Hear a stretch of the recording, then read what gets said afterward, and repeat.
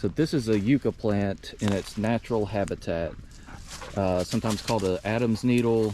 They come in a bunch of different varieties. This is a native plant in its natural habitat.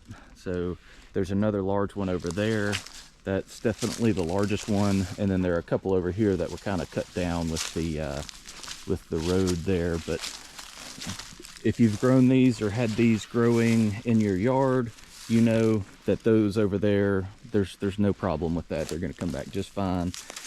These are very vigorous growers. Some people call them invasive, but if you're in the southeastern United States, they can't technically be invasive if they are native. So you definitely don't want to plant it next to your foundation.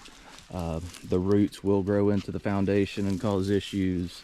And once they are established, like this one is, you know, it's probably been cut back 50 times, at least in my lifetime, probably more,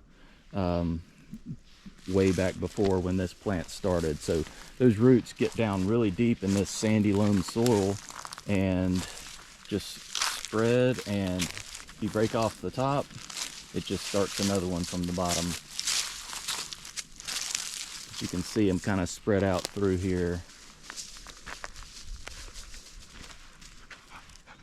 And those look kind of sad, but I can guarantee you they're not, there's no problem. See, still growing, doing fine. Oh, and then over here we have some mullein. Interesting, I was not expecting to find that. Awesome.